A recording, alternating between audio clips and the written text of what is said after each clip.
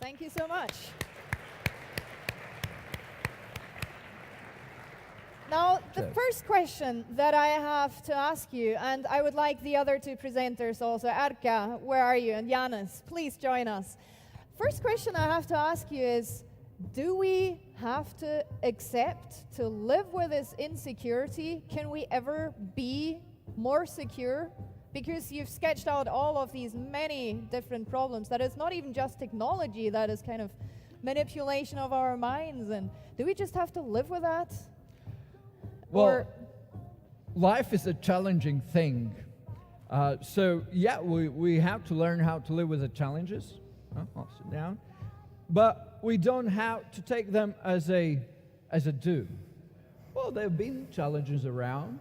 These are new kinds or different type of challenges.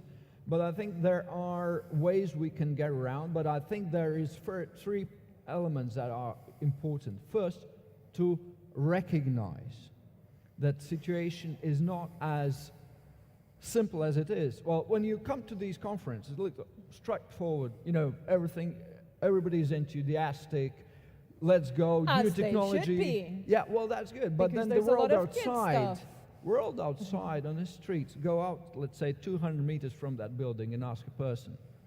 They might not really like, or will be psychologically not comfortable with many of the ideas because people are conservative. And that's where we have to think about taking people with us. JÄNIS, what do you say? I mean, is that just, no offense, but is that just the older generation speaking? Or is that really, do you really share that view? No, I agree that people are conservative.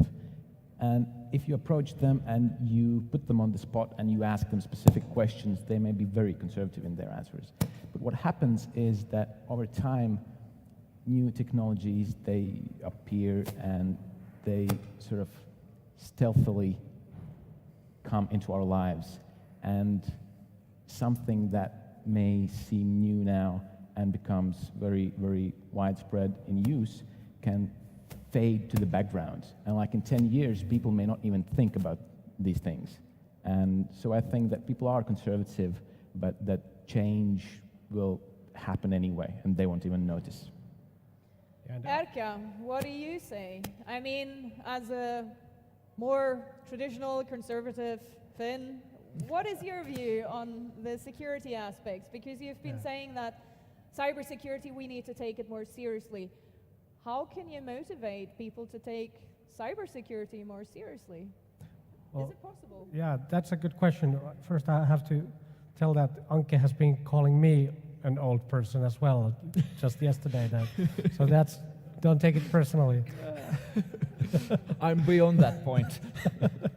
Wise. So yeah, Wise definitely. And old.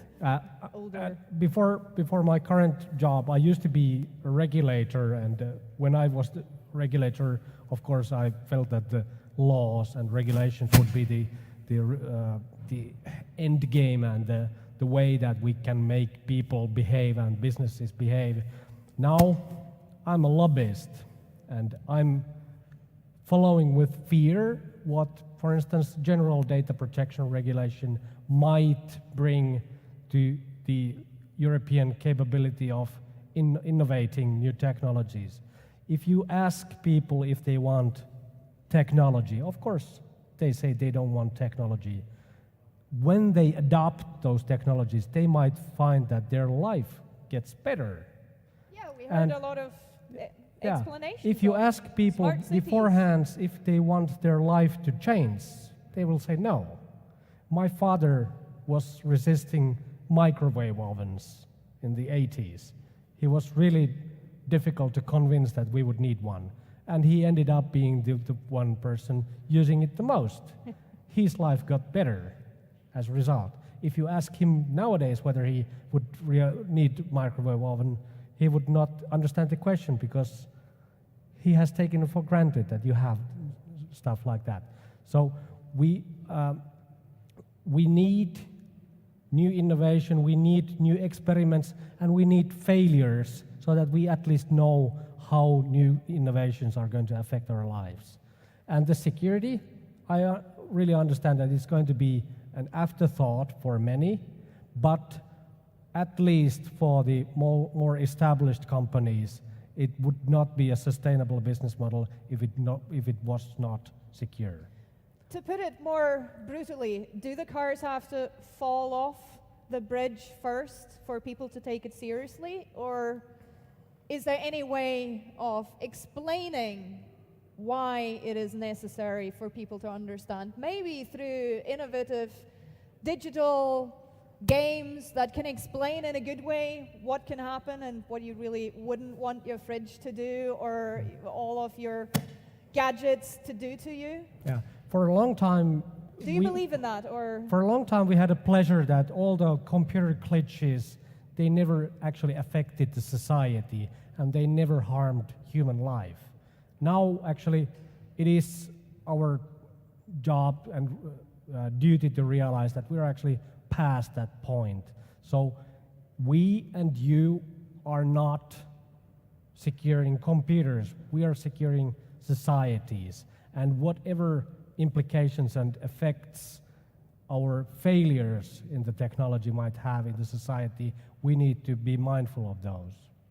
Thank you. I want to open the floor for questions. Is there anyone who has a question to our eminent speakers? I will try and... No, I'm not doing too well. Sorry. About failures, so next time you'll get Indeed, it. indeed. Yeah. Okay, so a quick question. I'm dealing with healthcare.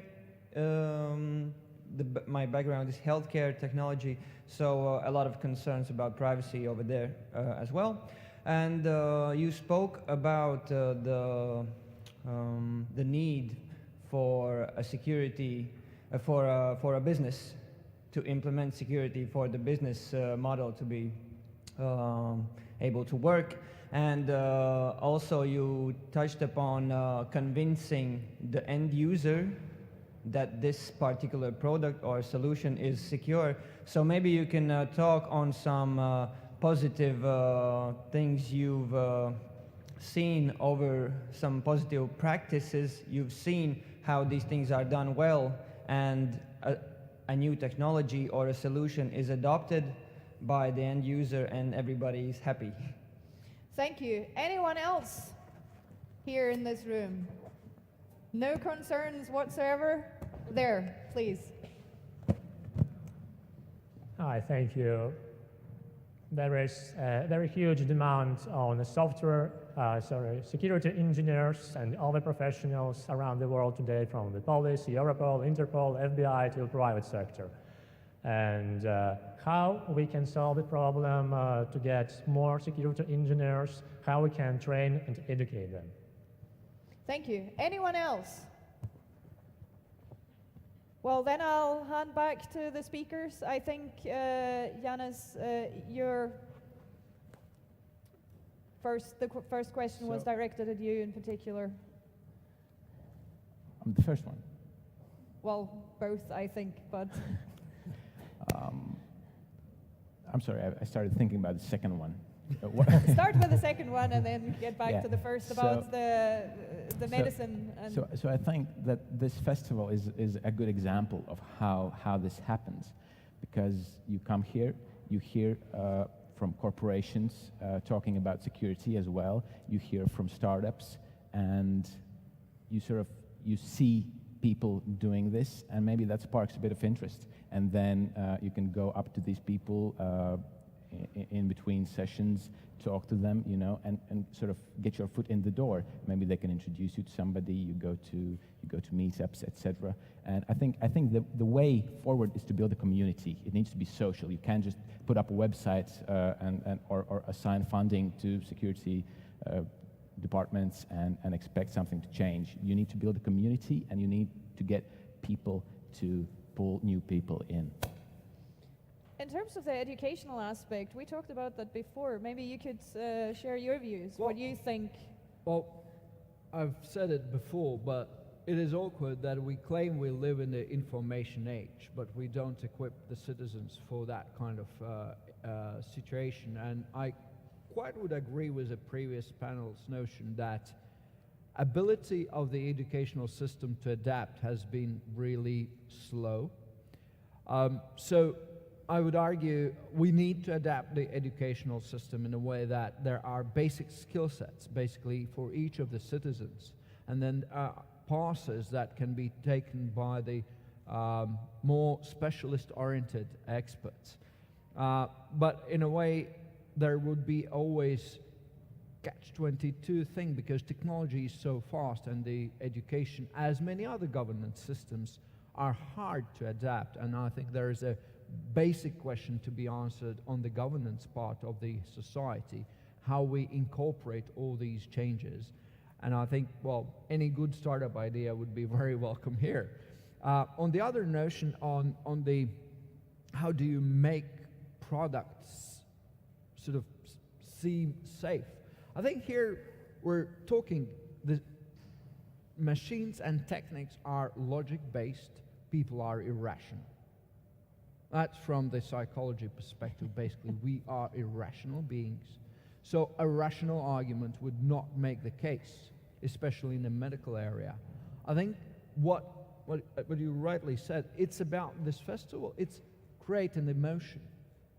Create an emotion that is stronger than fear of the unknown in any given human being, well, especially faced with a very, very profound issue of his own health.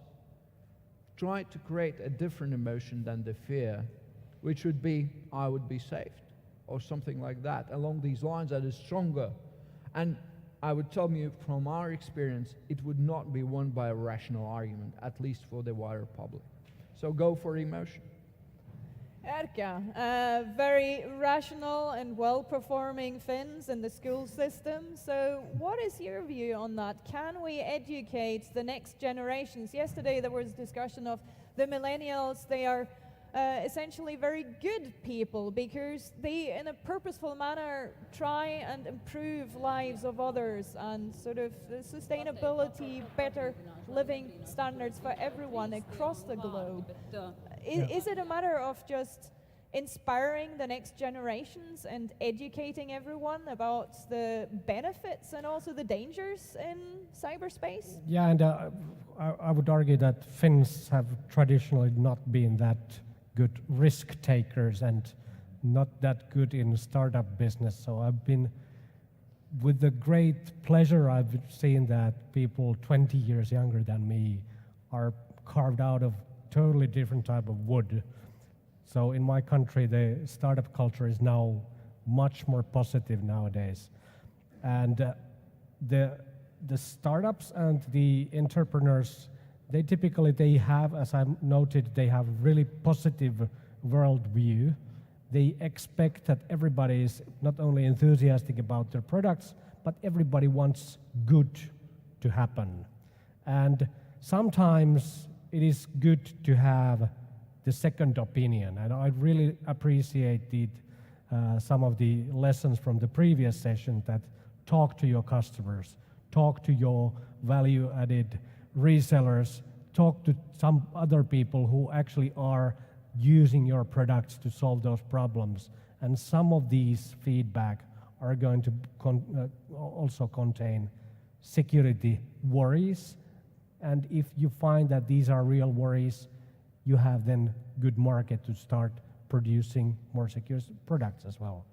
And I think finally, JÄNIS, you made a very good point earlier also about it has to be user-friendly. Whatever is being produced in terms of better secure solutions, it's got to be appealing and easy to handle for anyone, because it's too much trouble to two-factor authentication and key codes and this, that, and the other. It's got to be appealing and easy. Do you have any final words of wisdom of how the general awareness among the startup community, but also the next generations, can be increased of the bad security challenges that we also have to face?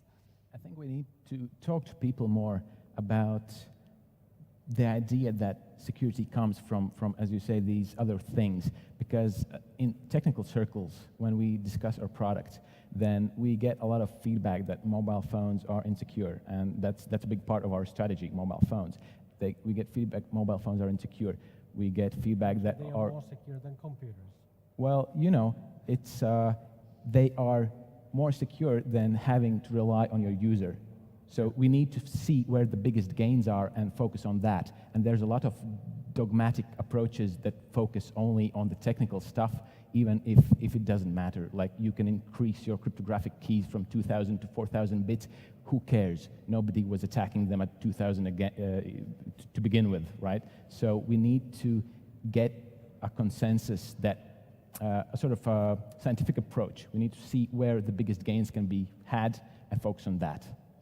Thank you so much. And I think the final words of wisdom is just for everyone to consider that technology is nothing without the human being, and that there's this dual play going on, that human beings can even use technology in a smarter way, or those that are tech savvy can make the world much easier to navigate, the new digital environment much easier to navigate for those that are not that security conscious or not that able to implement the more complicated solutions.